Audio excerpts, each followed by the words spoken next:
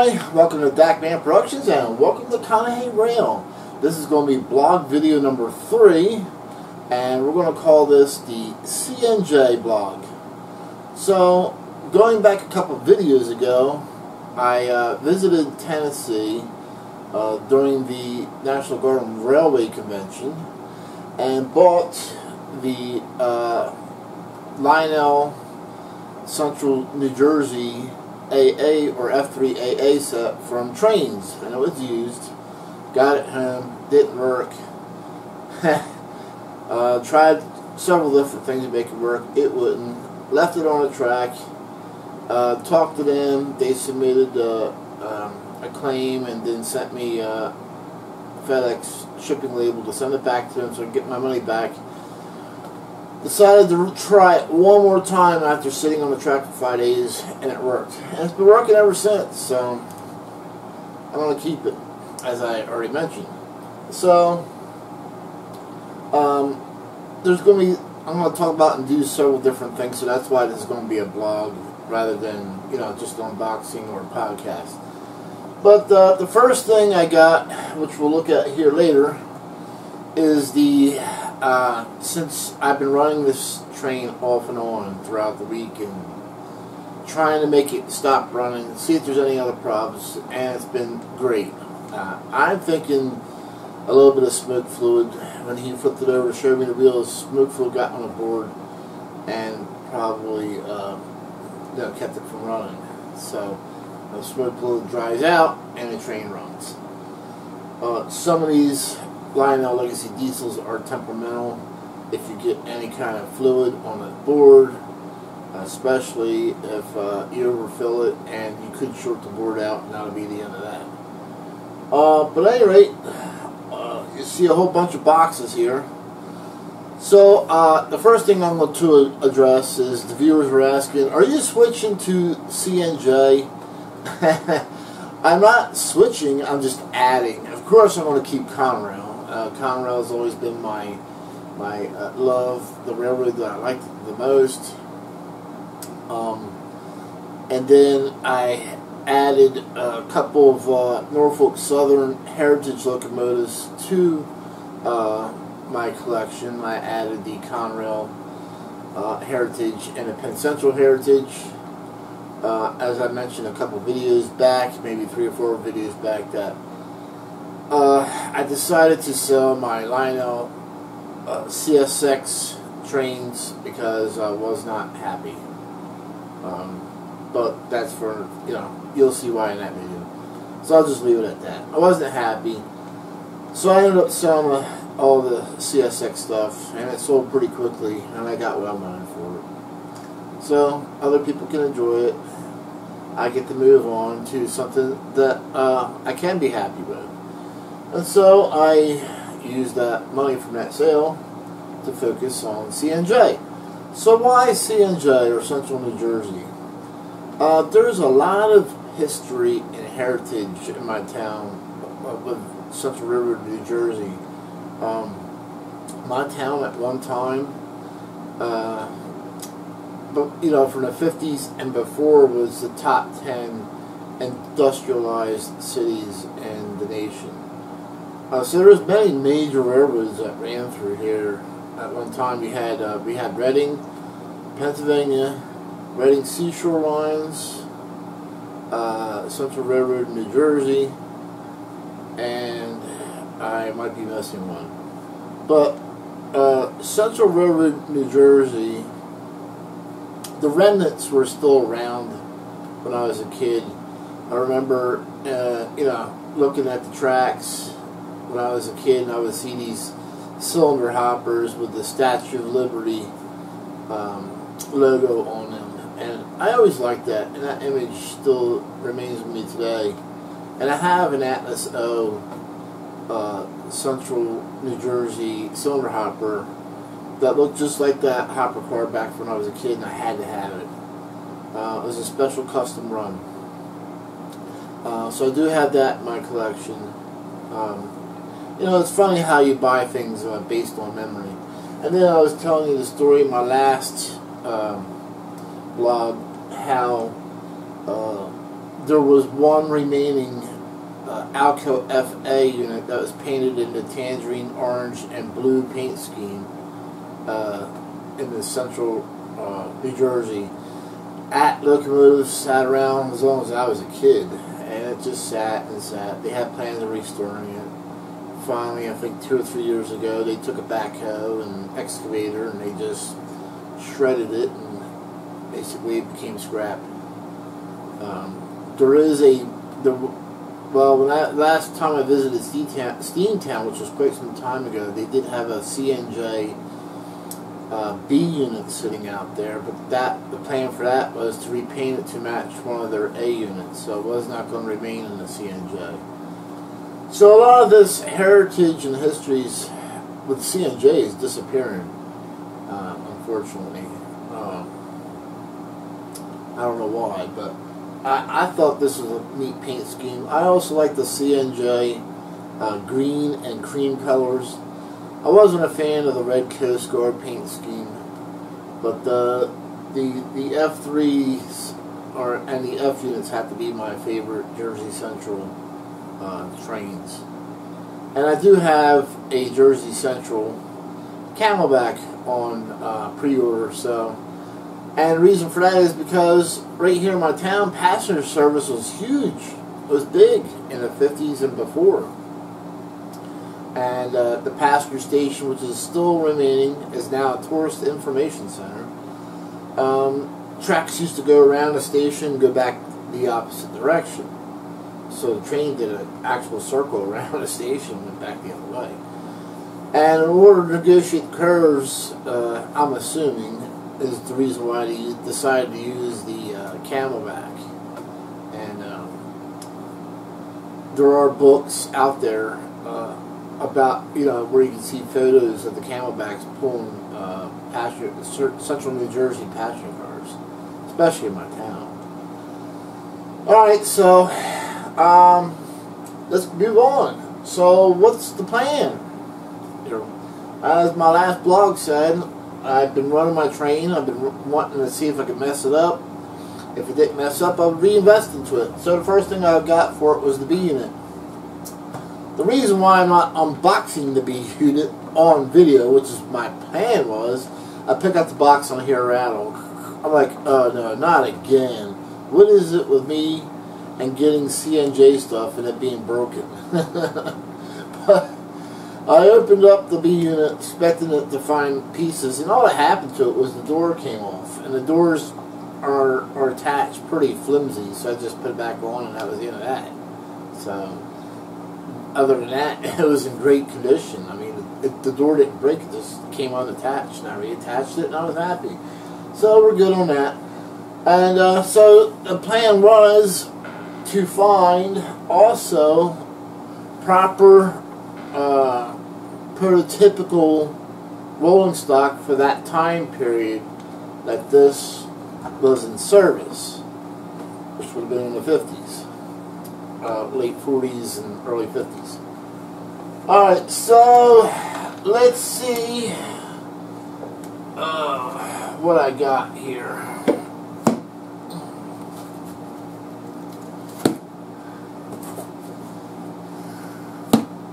And, well, I guess we'll leave the big box for later, huh? I know everybody's saying, no, no, no, open the big box now.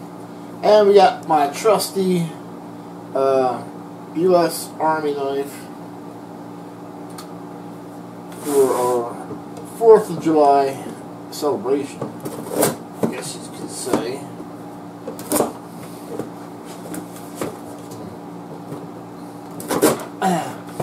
And I normally always tell a story while I'm unboxing. And I think I went too deep on that one. Hopefully not. Alright. Might be tragedy averted. Hopefully. Yes. Luckily, it was... Alright. I'm tossing...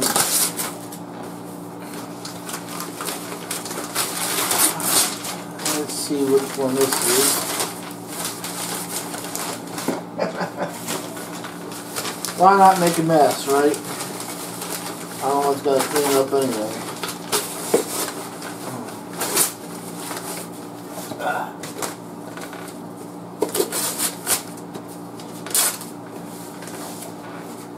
Alright, so what I have here is a Weaver cement car, and this is Weaver Ultraline.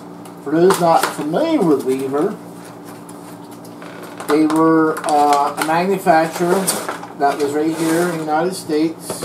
They made all scale sized O gauge, and that's what I like about Weaver. It's all scale size. So this is a Central New Jersey, or Jersey Central Lines cement hopper, and the build date on this is of 1951. So this would be the proper time period for my F3 AC unit. So it's perfect. Now Weaver cars are nice. They're not the top of the line, most top of the line, but they're affordable. They made them affordable. They didn't have fragile detail on them, but they did have detail. And, you know, metal wheels. Some of them had metal trucks, some of them had plastic trucks. What was nice about Weaver is they made them to run on either 2-rail or 3-rail. And so we'll put this back in this covering for right now. And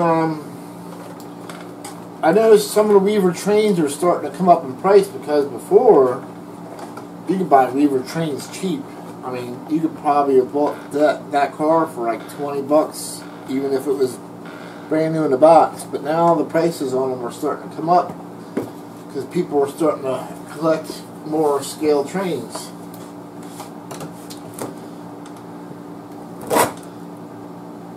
And some of the Weaver molds went to Lionel. Lionel bought some of them. Not all of them, but some of them. And Lionel called the yeah, I'm just slinging that knife around anyway. Hey, he's going to cut himself. Hopefully not. If not, you can watch me go to the hospital on video. But then, what the Weaver molds that Lionel bought, they call them the Lion Scale Lionel. So,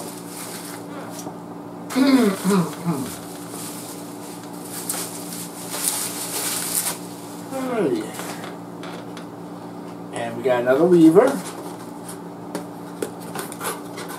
Now, I'll buy other brand names if I can't find it in either Lionel or Atlas or MTH. Some people want to stick to one main brand. The problem with that is not everybody made everything. So if you just like MTH, then you won't buy anything else, then you're going to be going without a lot of stuff that you might like. So, this looks brand new.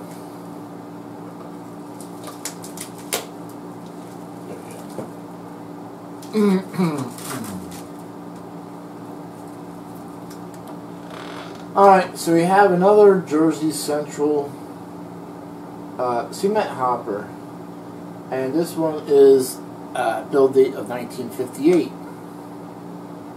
So that puts it near, you know, close to the end of the life of the F3, but the F3 was run into the 60s, so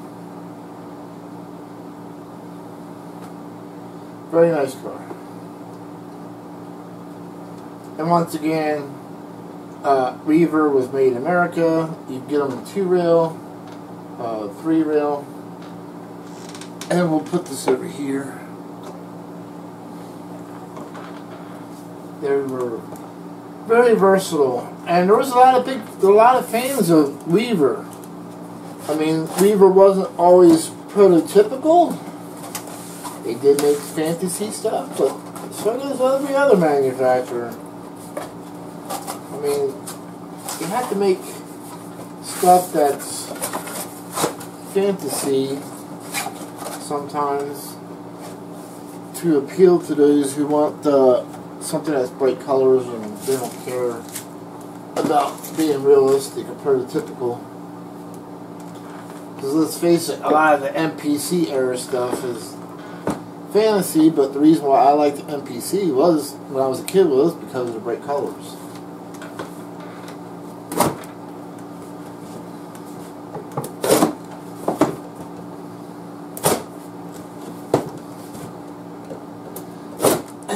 Slicing and dicing. Get your slicer dicer. If you act now, we'll throw in an extra cardboard. Remember those commercials? You act now, and we'll also include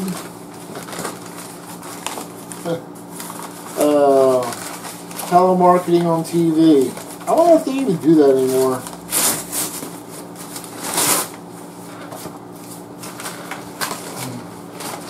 QVC, that was another one I used to watch on TV all the time.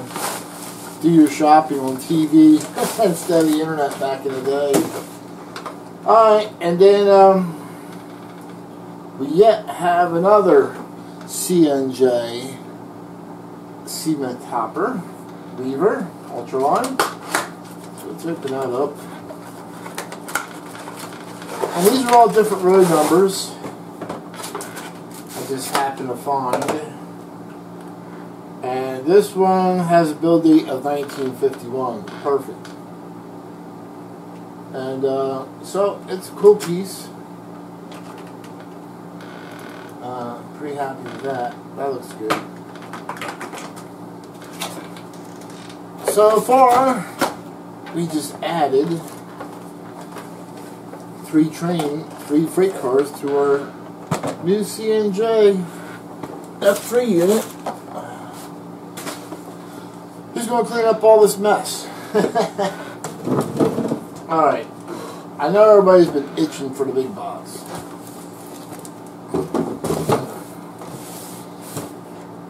You always leave the best for last, I guess, or the biggest for last. I always did when I was a kid. You know, that big Christmas present, you left it for last. Or your parents would say, make sure you leave that big one for the last. They wanted it to be the big surprise.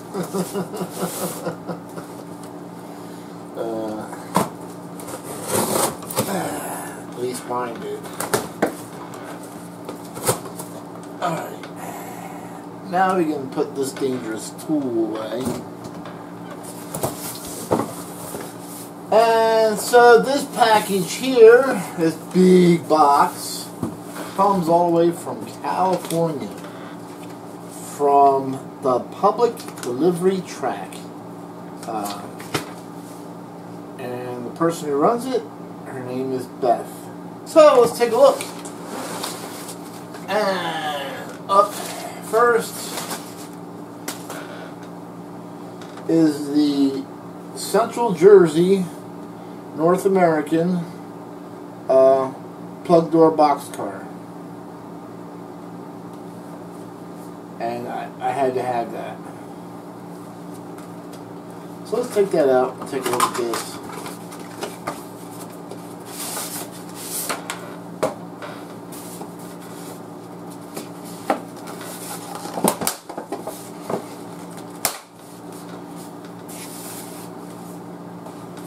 Well, that is a nice piece. Alrighty. So here you go. Plug door boxcar. Alright, let's see what else is in here.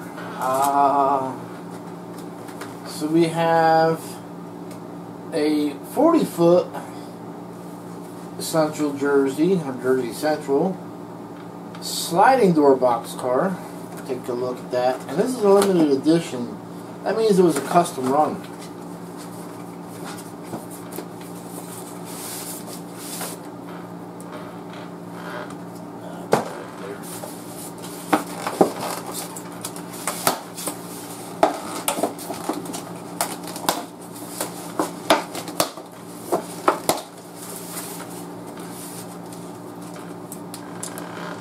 you go. Very nice piece. This has a build date of 1953. The other one, which I didn't mention, had the plug door had a build date of 1961, and I'm sure that's pretty much near the end of the era of the F3 for Central Jersey, but I'd have to look that up. But I still wanted it anyway. So that's a cool piece. A different road number of the Jersey Central plug door boxcar. So that gives us 2 plug door boxcars.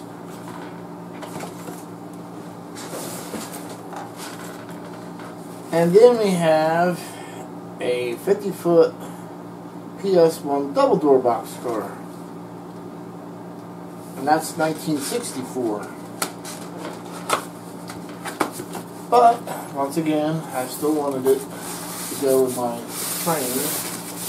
It'd be pretty interesting to see when the F3 was actually retired from the Central Railroad in Jersey.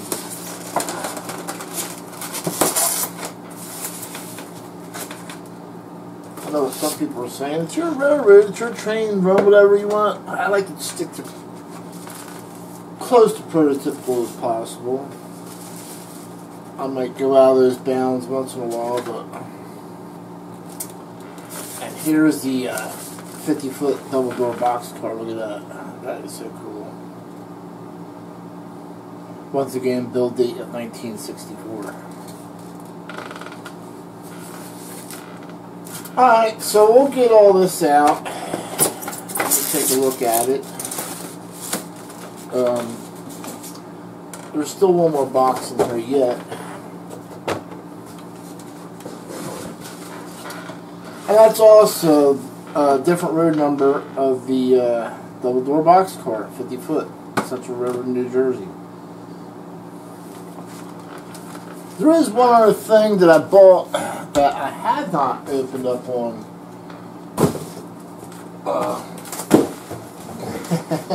that I haven't opened up on camera,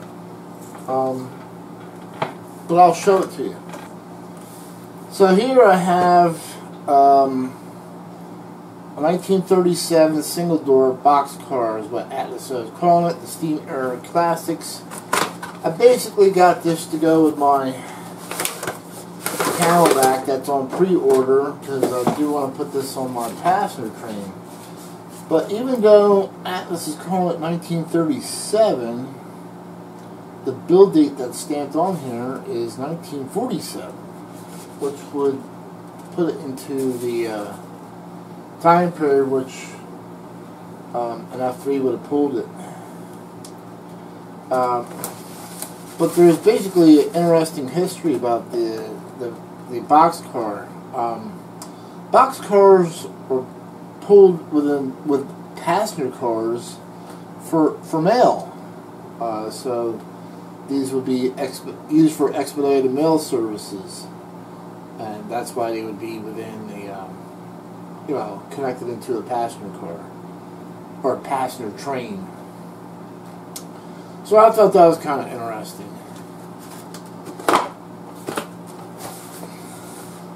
And let me show you guys my Central Railroad, New Jersey cylinder hopper that I was talking about earlier. That's from my collection.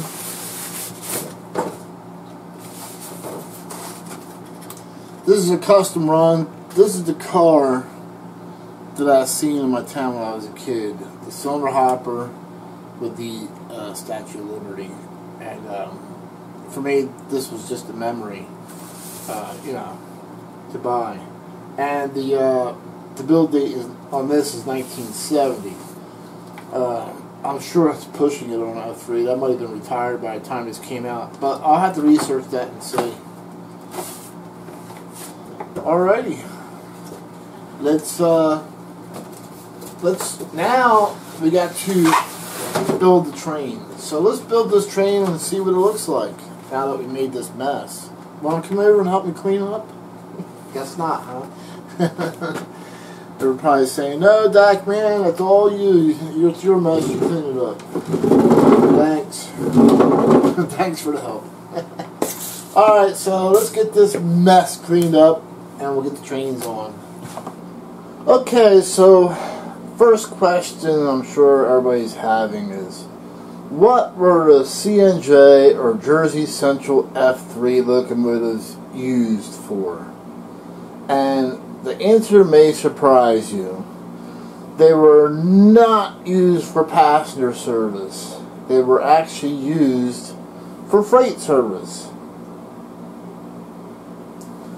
Cnj had double cab Baldwins, RS3s, and GP7s for commuter trains. Lionel made a mistake on F3s, adding the steam generator parts on the roofs in the rear.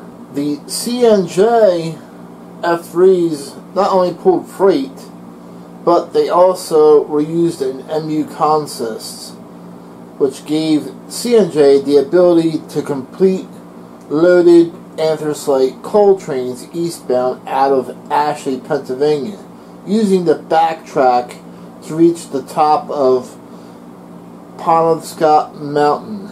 And I'm guessing I'm saying that right, because I'm actually reading this offline.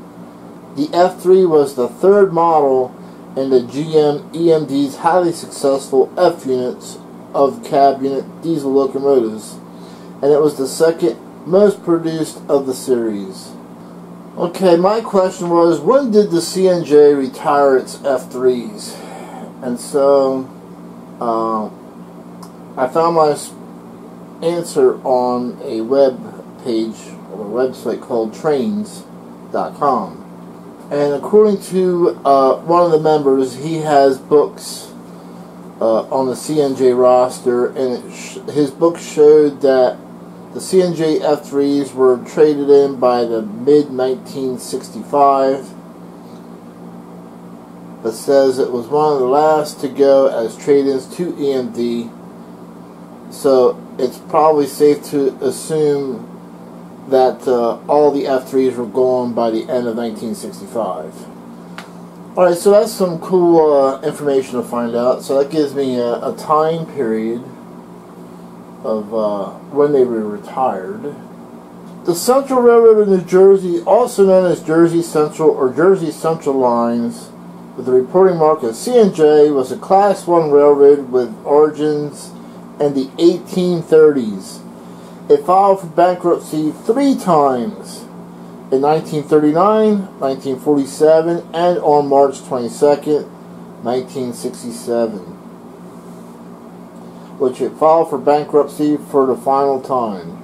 It then pulled out of Pennsylvania completely in 1972, while most of the passenger service structures and equipment were picked up by the state of New Jersey later, New Jersey Transit. It was absorbed in the Conrail in April of 1976.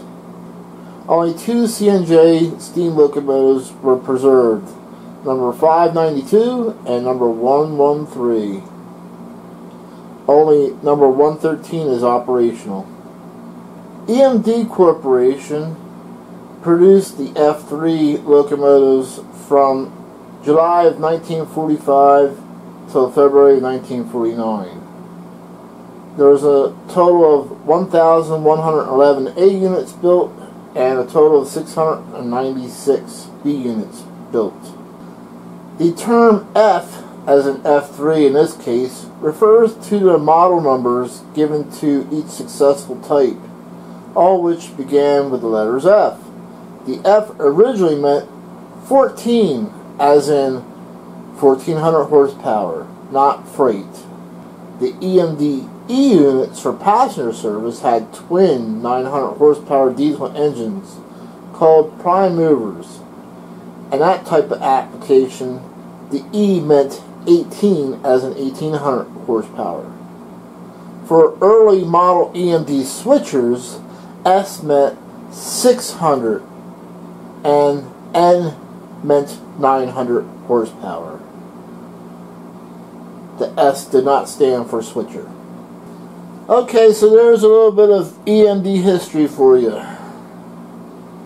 And that information was confirmed online on website through Wikipedia, in case you're wondering where I came up with that information from, as far as what EMD E, F, and S, and N stand for, with the model numbers.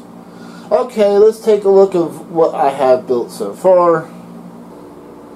So we have a passenger equipped boxcar, logoed boxcar here, that will go with my passenger cars if I ever find them. I want the MTH Premier Central Jersey passenger cars, only because they got real figures in them. I don't like silhouettes in the windows, so that leaves Lionel out.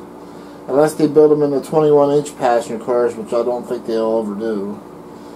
And then I had a little concern with the 50-foot box cars, because they were marked as being built 1964. But I'm good to go, because as I just previously mentioned, the Cnj did not trade their F3s in or get rid of them until the end of 1965. So this would still be proper time period rolling stock.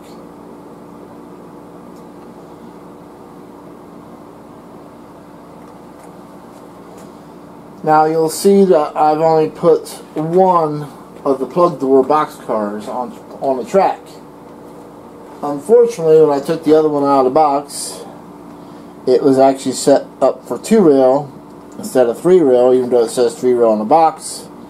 So I'll just merely get another set of trucks, and I'm sure Beth will make good on that. I've never had a problem with public delivery, so she's always treated me good. I would like to find the second road number of this particular Atlas O boxcar. You'll notice I went after Atlas O a lot with the boxcars, and I thought they did a better job at making the Cnj boxcars than Lionel and MTH, with the proper Statue of Liberty logo on. The MTH and Lionel ones just say Jersey Central on them.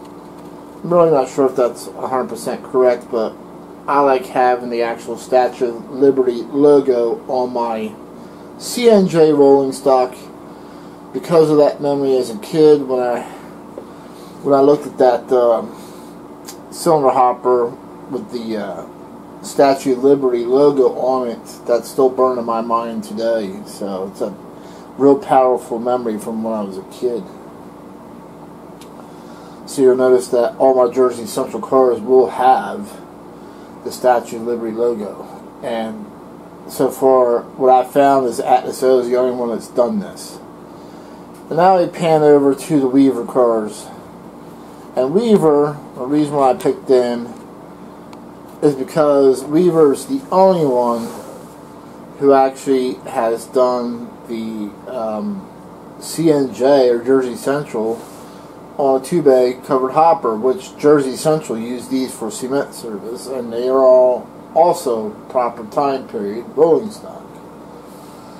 So that gives us a total of 9 cars once I fix the other one and put 3-row trucks under it. If I could find the second road number of the green boxcar, that would give me a total of 10.